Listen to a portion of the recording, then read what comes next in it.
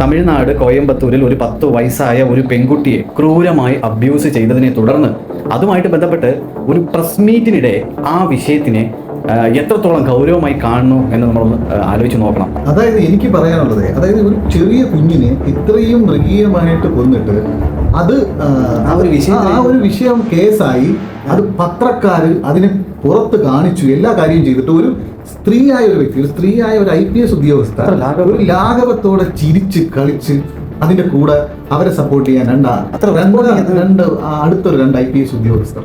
എന്ത് മോശമാണ് അല്ലേ?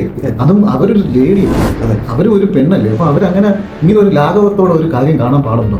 നമ്മൾ ആ വീഡിയോ കണ്ടിട്ട് നമുക്ക് സത്യം പറഞ്ഞാൽ ഭയങ്കരമായ വിഷമമാണ് തോന്നുന്നത്. ഇത് അന്യ സംസ്ഥാനങ്ങളിൽ ഇത് ഒരുപാട് നടക്കുന്നുണ്ട്, പക്ഷെ അത് റിപ്പോർട്ട് ചെയ്യാനോ അത് കാണിക്കാനോ ആരുമില്ല. പക്ഷേ ഈ അന്യ സംസ്ഥാനങ്ങളിൽ ഇതിൽ മേളിൽ വലിയ ചിരിയാണ് നടക്കുന്നത്. അത് നമുക്കറിയില്ല അങ്ങനെയുള്ള കാര്യം. ഇതൊരു മാധ്യമ പ്രവർത്തകൻ അതിനെ വീഡിയോ ആക്കി എടുത്തു.